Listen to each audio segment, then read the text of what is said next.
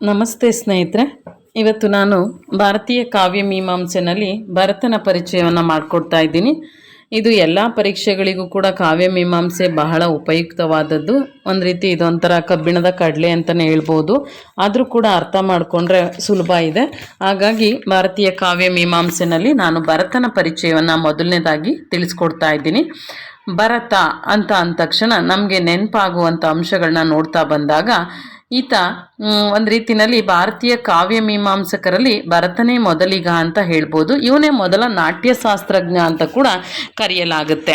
ಈತನ ನಾಟ್ಯಶಾಸ್ತ್ರ ಭರತನ ಒಂದು ಕೃತಿ ಅಂತ ಹೇಳ್ಬೋದು. ಭಾರತೀಯ ನಾಟ್ಯಶಾಸ್ತ್ರ ಅಥವಾ ನಾಟ್ಯಶಾಸ್ತ್ರ ಅಂತ ಕರಿತೀವಿ. ಪ್ರಶ್ನೆ ಆಗಿದೆ, ನಾಟ್ಯಶಾಸ್ತ್ರ ಯಾರ್ದು ಅಂದರೆ ಭರತಂದು, ಅಥವಾ ಭರತ ರಚಿಸಿರುವ ಕೃತಿ ಯಾವುದು ಅಂತ ಕೇಳಿದ್ರೆ ನಾಟ್ಯಶಾಸ್ತ್ರ.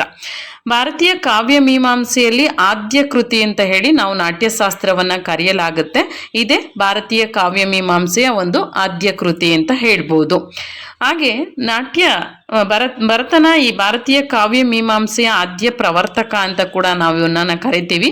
ಭಾರತೀಯ ಕಾವ್ಯ ಮೀಮಾಂಸೆಯ ಆದ್ಯ ಪ್ರವರ್ತಕ ಈತ ಒಬ್ಬ ಒಂದು ರೀತಿನಲ್ಲಿ ಭರತ ಮುನಿ ಅಂತಾನೆ ಹೆಸರಾಗಿದ್ದ ಅಂತ ಕೂಡ ಹೇಳ್ಬೋದಾಗಿದೆ. ಹಾಗಾಗಿ ಭಾರತೀಯ ಕಾವ್ಯ ಮೀಮಾಂಸೆಯ ಆದ್ಯ ಪ್ರವರ್ತಕ ಅಂತ ಕೂಡ ನಾವು ಇವನನ್ನ ಕರೆಯಲಾಗುತ್ತೆ. ಇನ್ನು ರಸ ಪರಂಪರೆಯ ಆದ್ಯ ಪುರುಷ ಈ ಭರತ ಅಂತ ಹೇಳ್ತೀವಿ. ರಸ ಪರಂಪರೆಯ ಆದ್ಯ ಪುರುಷ. ಕಾವ್ಯ ಲಕ್ಷಣಕಾರರಿಗೆ ಈತನೇ ಪ್ರಥಮ ಗುರು. ಮತ್ತು ಈತನನ್ನ ಭಾರತದ ರಂಗಭೂಮಿ ಪಿತಾಮಹ ಅಂತ ಕೂಡ ಕರಿತೀವಿ ಈತನನ್ನ. ಹಾಗೆ ಈ ನಾಟ್ಯಶಾಸ್ತ್ರದ ನಿರೂಪಕ ಕೂಡ ಇವನು. ಈ ಭರತನ ನಾಟ್ಯಶಾಸ್ತ್ರವನ್ನ ಭಾರತೀಯ ಲಲಿತ ಕಲೆಗಳ ವಿಶ್ವಕೋಶ ಎಂದು ಕರೆಯಲಾಗಿದೆ. ಇದು ಪ್ರಶ್ನೆ ಆಗ್ಬೋದು ಸ್ನೇಹಿತರೆ. ಭಾರತೀಯ ಲಲಿತ ಕಲೆಗಳ ವಿಶ್ವಕೋಶ ಎಂದು ಯಾವುದನ್ನ ಕರೆಯಲಾಗಿದೆ ಅಂದ್ರೆ ಭರತನ ನಾಟ್ಯಶಾಸ್ತ್ರವನ್ನ ಭಾರತೀಯ ಲಲಿತ ಕಲೆಗಳ ವಿಶ್ವಕೋಶ ಅಂತ ಹೇಳಿ ಕರೆಯಲಾಗಿದೆ. ಇನ್ನು ಇದಕ್ಕೆ ನಾಟ್ಯವೇದ ಅನ್ನುವಂತಹ ಹೆಸರು ಕೂಡ ಇದೆ. ಈ ಭರತನ ನಾಟ್ಯಶಾಸ್ತ್ರಕ್ಕೆ ನಾಟ್ಯವೇದ ಅನ್ನುವಂತಹ ಹೆಸರು ಕೂಡ ಇದರಲ್ಲಿ ಇದೆ ಅಂತ ಹೇಳ್ಬೋದಾಗಿದೆ.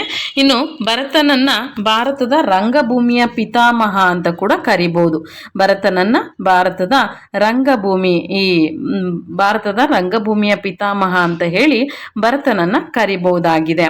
ಈ ಭಾರತೀಯ ಕಾವ್ಯ ಮೀಮಾಂಸೆಯ ಒಳತಿರುಳು ಅಂತ ಹೇಳಿ ನಾವು ಈ ಭರತನ ನಾಟ್ಯಶಾಸ್ತ್ರವನ್ನ ನೋಡ್ತೀವಿ. ಭಾರತೀಯ ಕಾವ್ಯ ಮೀಮಾಂಸೆಯ ಒಳತಿರುಳು. ನಾನು ಯಾವ್ಯಾವ್ದು ಪ್ರಶ್ನೆ ಆಗಿದೆಯೋ ಅದನ್ನ ಮಾತ್ರ ಇಲ್ಲಿ ಕೊಡ್ತಾ ಇದ್ದೀನಿ ಸ್ನೇಹಿತರೆ. ಪೂರ್ಣವಾಗಿ ಹೇಳಕ್ ಹೋಗ್ತಾ ಇಲ್ಲ. ಪರೀಕ್ಷಾ ದೃಷ್ಟಿಗೋಸ್ಕರ ಯಾವುದು ಪ್ರಶ್ನೆ ಆಗಿದೆ ಅದನ್ನ ಮಾತ್ರ ಕೊಡ್ತಾ ಇದ್ದೀನಿ. ನೋಡಿ, ಇವುಗಳನ್ನ ಪಾಯಿಂಟ್ ಮಾಡ್ಕೊಳ್ಳಿ, ಅಥವಾ ಒಂದಲ್ಲ ಎರಡು ಸರಿ ಕೇಳಿ ನೆನಪಲ್ಲಿ ಉಳಿಯುತ್ತೆ. ಈ ಭರತನ ನಾಟ್ಯಶಾಸ್ತ್ರವನ್ನ ಕನ್ನಡಕ್ಕೆ ಅನುವಾದಿಸಿದವರು ಯಾರು ಅಂತ ಪ್ರಶ್ನೆ ಆಗಿದೆ. ಇದು ಶ್ರೀರಂಗರವರು ಭರತನ ನಾಟ್ಯಶಾಸ್ತ್ರವನ್ನ ಕನ್ನಡಕ್ಕೆ ಅನುವಾದಿಸಿದ್ದು ಅಂತ ಹೇಳ್ಬಹುದಾಗಿದೆ. ಇನ್ನು ಭರತನ ನಾಟ್ಯಶಾಸ್ತ್ರದಲ್ಲಿ 36 ಅಧ್ಯಾಯಗಳಿವೆ. ಇಲ್ಲಿ ಭಾರತೀಯ ಕಾವ್ಯ ಮೀಮಾಂಸೆಯಲ್ಲಿ 36, 37 ಅಂತ ಕೊಟ್ಟಿದ್ದಾರೆ. ಕೆಲವು ಕಡೆ 37 ಇದೆ, ಕೆಲವು ಕಡೆ 36 ಇದೆ. ನೀವು ಅದನ್ನ ನೆನ್ಪಿಟ್ಕೊಳ್ಳಿ, 36 ಅಥವಾ 37 ಅಂತ ಹೇಳಿ ಅಧ್ಯಾಯಗಳಿದೆ. ಈ ಕೃತಿ ಪೂರ್ಣವಾಗಿ ಅನುಷ್ಠುಪ್ ಛಂದಸ್ಸಿನ ಶ್ಲೋಕಗಳನ್ನ ಒಳಗೊಂಡಿದೆ. ಈ ಅನುಷ್ಠುಪ್ ಛಂದಸ್ಸು ಎಲ್ಲಿ ಬರುತ್ತೆ ಅಂದ್ರೆ ಸಂಸ್ಕೃತದ ಛಂದಸ್ಸು ಇದು. ಈ ಕೃತಿ ಅನುಷ್ಠುಪ್ ಛಂದಸ್ಸಿನ ಶ್ಲೋಕಗಳನ್ನ ಒಳಗೊಂಡಿದೆ. ಭರತನ ನಾಟ್ಯಶಾಸ್ತ್ರದಲ್ಲಿ ಸುಮಾರು 6000 ಅನುಷ್ಠುಪ್ ಛಂದಸ್ಸಿನ ಶ್ಲೋಕಗಳಿವೆ ಅಂತ ಹೇಳ್ಬೋದು. 6000 ಅನುಷ್ಠುಪ್ ಛಂದಸ್ಸಿಗೆ ಸಂಬಂಧಿಸಿದಂತ ಶ್ಲೋಕಗಳಿರೋದನ್ನ ನಾವು ನೋಡ್ಬೋದಾಗಿದೆ. ಭರತನ ನಾಟ್ಯಶಾಸ್ತ್ರಕ್ಕೆ ಅಭಿನವ ಗುಪ್ತ ಅನ್ನುವಂಥವನು ಅಭಿನವ ಭಾರತಿ ಎನ್ನುವಂಥ ವ್ಯಾಖ್ಯಾನ ಗ್ರಂಥ ಬರೆದಿದ್ದಾರೆ. ಇದು ತುಂಬಾ ವೆರಿ ವೆರಿ ಇಂಪಾರ್ಟೆಂಟ್. ತುಂಬಾ ಸರಿ ಇದು ಪ್ರಶ್ನೆ ಆಗಿರೋದು ನಾವು ನೋಡ್ಬೋದಾಗಿದೆ. ಭರತನ ನಾಟ್ಯಶಾಸ್ತ್ರಕ್ಕೆ ಅಭಿನವ ಗುಪ್ತ ಅನ್ನುವಂಥವನು ಅಭಿನವ ಭಾರತಿ ಎನ್ನುವಂತ ಒಂದು ವ್ಯಾಖ್ಯಾನ ಗ್ರಂಥವನ್ನ ಬರೆದಿದ್ದಾನೆ. ಇದನ್ನ ಹೊಂದಿಸಿ ಬರೆಯಿರಿ ಕೇಳ್ತಾರೆ. ಒಂದ್ ಕಡೆ ಅಭಿನವ ಭಾರತಿ ಕೊಟ್ಟು ಇನ್ನೊಂದ್ ಕಡೆ ಅಭಿನವ ಗುಪ್ತ ಅಂತ. ಇದು ಅಭಿನವ ಗುಪ್ತ ಬರೆದಿರುವಂಥದ್ದು ಭರತನ ನಾಟ್ಯಶಾಸ್ತ್ರದ ವ್ಯಾಖ್ಯಾನ ಗ್ರಂಥ ಅಂತ ಹೇಳ್ಬೋದು. ಇನ್ನು ಈತ ಹೇಳಿರುವಂತಹ ಕೆಲವು ಅಂಶಗಳನ್ನ ನೋಡೋದಾದ್ರೆ ಭರತನು 8 ರಸಗಳನ್ನ ಹೇಳಿದ್ದಾನೆ. ಯಾವುದಪ್ಪ ಆ 8 ರಸಗಳು ಅಂತ ಹೇಳಿದ್ರೆ, ಇವನು ಕೊನೆಯದಾದಂತಹ ಒಂದು ಸಾಂತರಸವನ್ನ ಹೇಳಿಲ್ಲ. ಕೇವಲ 8 ರಸಗಳನ್ನ ಮಾತ್ರ ಹೇಳಿದ್ದಾನೆ. ಶೃಂಗಾರ, ಹಾಸ್ಯ, ಕರುಣ, ರೌದ್ರ, ವೀರ, ಭಯಾನಕ, ಬಿಭತ್ಸ, ಅದ್ಭುತ ಅಂತ ಹೇಳಿ 8 ರಸಗಳು ನೆನ್ಪಿಟ್ಕೊಳ್ಳಿ. ಶೃಂಗಾರ, ಹಾಸ್ಯ, ಕರುಣ, ರೌದ್ರ, ವೀರ, ಭಯಾನಕ, ಬಿಭತ್ಸ, ಅದ್ಭುತ ಅಂತ ಹೇಳಿ 8 ರಸಗಳನ್ನು ಹೇಳಿದ್ದಾನೆ. ಹಾಗೆ 8 ಸ್ಥಾಯಿ ಭಾವಗಳನ್ನು ಕೂಡ ಈತ ಹೇಳಿದ್ದಾನೆ. ಯಾವ್ಯಾವ್ದು ಹೇಳಿದ್ದಾನೆ ಅಂದರೆ ರತಿ, ಹಾಸ್ಯ, ಶೋಕ, ಕ್ರೋಧ, ಉತ್ಸಾಹ, ಭಯ, ಜಿಗುಪ್ಸೆ, ವಿಸ್ಮಯ. ನೋಡಿ, ಇಲ್ಲಿ ನಾನು ಆಗಲೇ ರಸಗಳು 8 ಹೇಳಿದ್ನಲ್ಲ, ಅದಕ್ಕೆ ಇವು ಸ್ಥಾಯಿ ಭಾವಗಳು. ಶೃಂಗಾರಕ್ಕೆ ರತಿ, ಹಾಸ್ಯನೇ ಬರುತ್ತೆ, ಕರುಣ, ಶೋಕ, ರೌದ್ರ, ಕ್ರೋಧ, ಮತ್ತೆ ವೀರ ಅಂತ ಉತ್ಸಾಹ ಅಂತ ಬಂದರೆ ವೀರ, ಭಯ, ಭಯಾನಕ, ಜಿಗುಪ್ಸೆ, ಬಿಭತ್ಸ, ವಿಸ್ಮಯ, ಅದ್ಭುತ.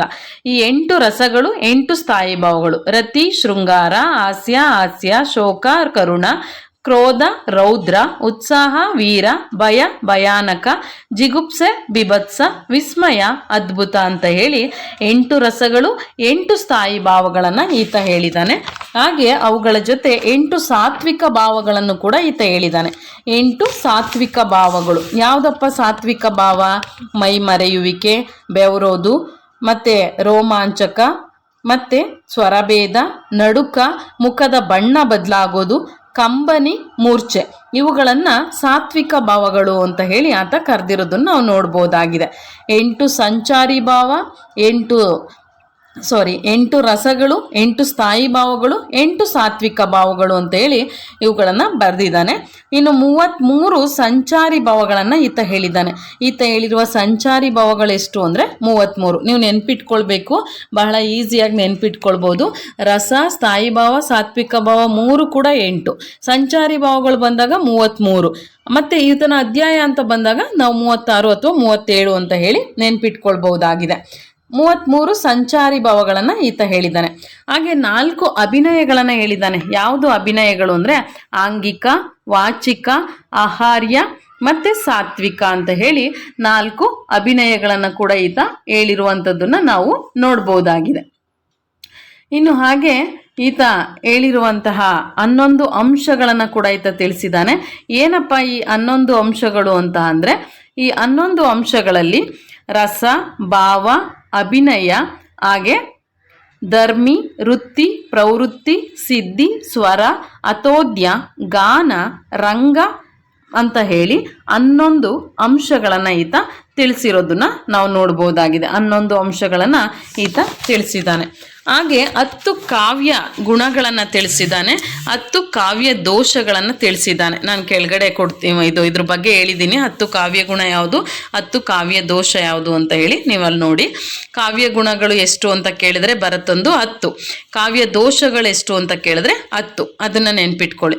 ಮತ್ತು 4 ಅಲಂಕಾರಗಳನ್ನು ತಿಳಿಸಿದ್ದಾನೆ. ಇದು ವೆರಿ ವೆರಿ ಇಂಪಾರ್ಟೆಂಟ್. ಈತ ಹೇಳಿರುವ ಅಲಂಕಾರಗಳು ಯಾವುದು ಅಂದರೆ ಉಪಮ, ದೀಪಕ, ರೂಪಕ, ಯಮಕ ಅಂತ ಹೇಳಿ 4 ಅಲಂಕಾರಗಳನ್ನು ಹೇಳಿದ್ದಾನೆ. ಅದರಲ್ಲಿ ನಿಮಗೆ ಕಾಲಾನುಕ್ರಮದಲ್ಲಿ ಬರೀರಿ ಅಂತ ಕೇಳ್ಬೋದು. ಉಪಮ, ದೀಪಕ, ರೂಪಕ, ಯಮಕ ಅಂತ ಹೇಳಿ 4 ಅಲಂಕಾರಗಳನ್ನು ಈತ ತಿಳಿಸಿದ್ದಾನೆ. ಹಾಗೆ ವಿಭಾವಾನುಭವ ವ್ಯಭಿಚಾರಿ ಭಾವಗಳಿಂದ ರಸ ನಿಷ್ಪತ್ತಿ ಆಗುತ್ತದೆ. ಇದು ಕೂಡ ತುಂಬ ಸರಿ ಪ್ರಶ್ನೆ ಆಗಿದೆ.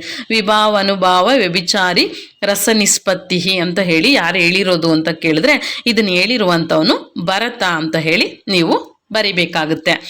ಹಾಗೆ ಶೃಂಗಾರದ ಅನುಕರಣವೇ ಹಾಸ್ಯ ಅಂತ ಹೇಳಿ ಹೇಳ್ದವನು ಯಾರು ಅಂದರೆ ಇದು ಕೂಡ ಭರತನೇ ಹೇಳಿರುವಂಥದ್ದು. ಶೃಂಗಾರದ ಒಂದು ಅನುಕರಣವೇ ಹಾಸ್ಯ ಅಂತ ಹೇಳಿ ಹೇಳಿದ್ದಾನೆ. ಹಾಗೆ ಈತ ಸರಿಗಮ ಪದನಿ ಅಂತ ಸಪ್ತಸ್ವರಗಳನ್ನ ಕೂಡ ಹೇಳಿದ್ದಾನೆ ಅಂತ ಹೇಳ್ತಾರೆ.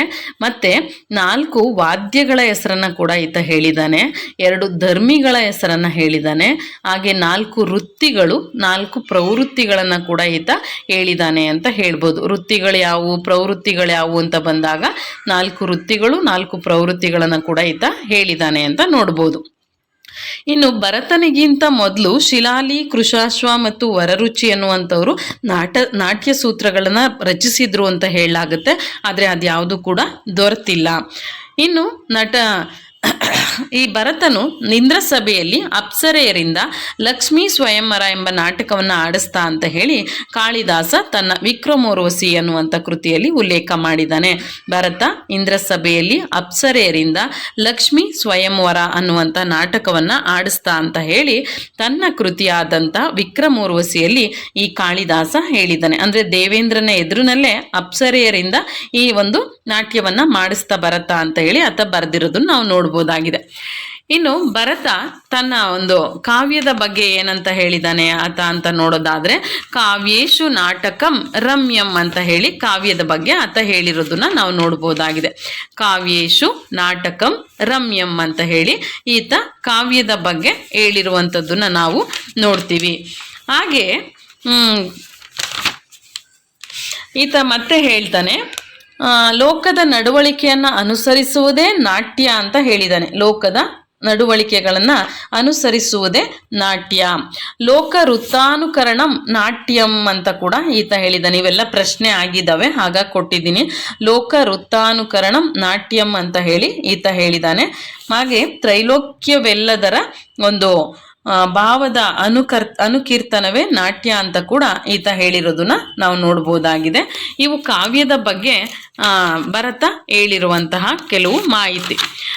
ಇನ್ನು ಆತ ಹೇಳ್ತಾನೆ, ಇಲ್ಲಿ ನಾನು ಆಗಲೇ ಹೇಳಿದೆ, ಕಾವ್ಯಕ್ಕೆ ಮೋಹಕತೆಯನ್ನು ಉಂಟು ಮಾಡುವಂತಹ ಅಂಗಗಳನ್ನು ಗುಣ ಅಂತ ಕರೆದಿದ್ದಾನೆ. ಗುಣ ಅಂದರೆ ಕಾವ್ಯಕ್ಕೆ ಮೋಹಕತೆಯನ್ನು ಉಂಟು ಮಾಡುವಂತಹ ಅಂಗಗಳನ್ನು ಗುಣ ಅಂತ ಅವನು ಕರೆದಿದ್ದಾನೆ. ಕಾವ್ಯ ಗುಣಗಳು 10 ಅಂತ ನಾನು ಹೇಳಿದ್ನಲ್ಲ, ಯಾವ್ಯಾವ್ದಪ್ಪ ಅಂದರೆ ಶ್ಲೇಷ, ಪ್ರಸಾದ, ಸಮತ, ಸಮಾಧಿ, ಮಾಧುರ್ಯ, ಓಜಸ್, ಸೌಕುಮಾರ್ಯ, ಅರ್ಥವ್ಯಕ್ತಿ, ಉದಾರತ, ಕಾಂತಿ. ಇವು ಭರತ ಹೇಳಿರುವಂಥ 10 ಕಾವ್ಯ ಗುಣಗಳು. ಕಾವ್ಯಕ್ಕೆ ಮೋಹಕತೆಯನ್ನು ಉಂಟು ಮಾಡುವ ಅಂಗಗಳನ್ನು ಗುಣ ಅಂತ ಹೇಳಿ ಭರತ ಕರೆದಿದ್ದಾನೆ. ಆ ಗುಣಗಳು ಯಾವುದಪ್ಪ ಅಂತ ಅಂದರೆ ನಾನೀಗ ಹೇಳಿದ್ನಲ್ಲ, ಶ್ಲೇಷ ಮತ್ತು ಪ್ರಸಾದ, ಸಮತ, ಸಮಾಧಿ, ಮಾಧುರ್ಯ, ಓಜಸ್, ಸೌಕುಮಾರ್ಯ, ಅರ್ಥವ್ಯಕ್ತಿ, ಉದಾರತ, ಕಾಂತಿ. ಇವು ಭರತ ಹೇಳಿರುವ 10 ಗುಣಗಳು. ಹಾಗೆ ಭರತನು ಕಾವ್ಯ ದೋಷಗಳನ್ನು ಕೂಡ ಹೇಳಿದ್ದಾನೆ. ಆ 10 ಕಾವ್ಯ ದೋಷಗಳು ಯಾವ್ಯಾವ್ದಪ್ಪ ಅಂತ ನೋಡೋದಾದ್ರೆ, ಗೂಢಾರ್ಥ, ಅರ್ಥಾಂತರ, ಅರ್ಥಹೀನ, ಭಿನ್ನಾರ್ಥ, ಏಕಾರ್ಥ, ಅಭಿಪ್ಲುತಾರ್ಥ, ನ್ಯಾಯದೀಪೇತ, ವಿಷಮ, ವಿಸಂಧಿ, ಶಬ್ದಚ್ಯುತ. ಇವು ಭರತ ಹೇಳಿರುವಂಥ 10 ಕಾವ್ಯ ದೋಷಗಳು ಅಂತ ಹೇಳಿ ನಾವು ನೋಡ್ಬೋದಾಗಿದೆ. 10 ಕಾವ್ಯ ಗುಣಗಳನ್ನು ಹೇಳಿದ್ದಾನೆ, ಹಾಗೆ 10 ಕಾವ್ಯ ದೋಷಗಳನ್ನು ಕೂಡ ಭರತ ಹೇಳಿದ್ದಾನೆ. ಇನ್ನು ಭರತನು ಅನುಕೃತಿಯ ನಿರ್ಮಾತೃ ಅಂತ ಹೇಳಿ ಕವಿ ಬಗ್ಗೆ ಹೇಳಿದ್ದಾನೆ. ಕವಿ ಅಂದರೆ ಯಾರು ಅಂದರೆ ಅನುಕೃತಿಯ ನಿರ್ಮಾತೃ, ಅವನನ್ನೇ ಕವಿ ಅಂತ ಕರಿತೀವಿ ಅಂತ ಹೇಳಿ ಈ ಕವಿ ಬಗ್ಗೆ ಆತ ಹೇಳಿರೋದನ್ನ ನಾವು ನೋಡ್ಬೋದಾಗಿದೆ. ಹಾಗೆ ರೀತಿಗಳ ಬಗ್ಗೆ ಕೂಡ ಭರತ ಹೇಳಿದ್ದಾನೆ. 2 ರೀತಿ ಪ್ರಸ್ಥಾನಗಳನ್ನು ಕೂಡ ಇವನು ತಿಳಿಸಿರೋದನ್ನ ನಾವು ನೋಡ್ಬೋದಾಗಿದೆ. ಯಾವ್ಯಾವ್ದಪ್ಪ ರೀತಿ ಅಂತ ಅಂದರೆ, ಒಂದು ವೃತ್ತಿ, ಇನ್ನೊಂದು ಪ್ರವೃತ್ತಿ. ಇವೆರಡನ್ನ ಕೂಡ ಭರತ ಹೇಳಿದ್ದಾನೆ. ನಾನು ಆಗಲೇ ಹೇಳಿದಾಗೆ ವೃತ್ತಿ ಮತ್ತು ಪ್ರವೃತ್ತಿ ಎನ್ನುವಂತಹ 2 ರೀತಿ ಪ್ರಸ್ಥಾನಗಳನ್ನು ಈತ ತಿಳಿಸಿರೋದನ್ನ ನೋಡ್ತೀವಿ.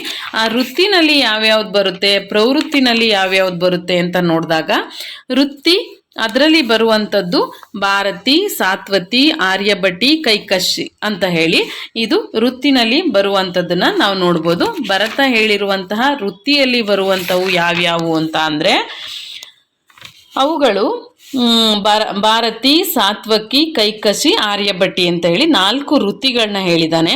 4 ಪ್ರವೃತ್ತಿಗಳನ್ನ ಹೇಳಿದ್ದಾನೆ. ಆವಂತಿ, ದಕ್ಷಿಣಾತ್ಯ, ಓಡ್ರ ಮಾಗಧಿ, ಪಾಂಚಾಲಿ. ಇವು 4 ಪ್ರವೃತ್ತಿಗಳನ್ನು ಕೂಡ ಇವನು ಹೇಳಿರೋದನ್ನ ನಾವು ನೋಡ್ಬೋದು. ರೀತಿ ಪ್ರಸ್ಥಾನಗಳಲ್ಲಿ 2 ವೃತ್ತಿ ಮತ್ತೆ ಪ್ರವೃತ್ತಿ. ಮತ್ತೆ ವೃತ್ತಿನಲ್ಲಿ 4 ಭಾರತಿ, ಸಾತ್ವಿಕಿ, ಕೈಕಶಿ ಮತ್ತೆ ಆರ್ಯಭಟಿ. ಮತ್ತೆ ಇನ್ನ 4 ಪ್ರವೃತ್ತಿ ಆವಂತಿ, ದಕ್ಷಿಣಾತ್ಯ, ಓಡ್ರಮಾಗಧಿ, ಪಾಂಚಾಲಿ. ಒಟ್ಟು ಈ ಒಂದು 4 ವೃತ್ತಿಗಳು 4 ಪ್ರವೃತ್ತಿಗಳ ಬಗ್ಗೆ ಈತ ತಿಳಿಸಿರೋದನ್ನ ನಾವು ನೋಡ್ಬೋದಾಗಿದೆ. ಇದಿಷ್ಟು ಭರತನ ಒಂದು ಸಂಕ್ಷಿಪ್ತವಾದಂಥ ಪರಿಚಯ. ಪರೀಕ್ಷೆಯ ಒಂದು ಯಾವ್ಯಾವ್ದು ಪ್ರಶ್ನೆ ಆಗಿತ್ತೋ ಅದನ್ನ ಇಟ್ಕೊಂಡೇ ನಾನು ಕೆಲವನ್ನ ಇಲ್ಲಿ ಕೊಟ್ಟಿದ್ದೀನಿ. ಅತಿ ಹೆಚ್ಚಾಗಿ ಹೇಳೋದಕ್ಕೆ ಹೋಗಿಲ್ಲ. ನೀವು ಅವುಗಳನ್ನು ಪಾಯಿಂಟ್ಸ್ ಮಾಡಿಕೊಂಡು ನೋಟ್ ಮಾಡಿಕೊಂಡ್ರೆ ಉಪಯುಕ್ತ ಆಗುತ್ತೆ. ಮುಂದೆ ನಾನು ನೆಕ್ಸ್ಟು ಇನ್ನು ಭಾಮಹ, ದಂಡಿ ಇವ್ರ ಬಗ್ಗೆ ಕೂಡ ತಿಳಿಸ್ಕೊಡ್ತೀನಿ. ಧನ್ಯವಾದ.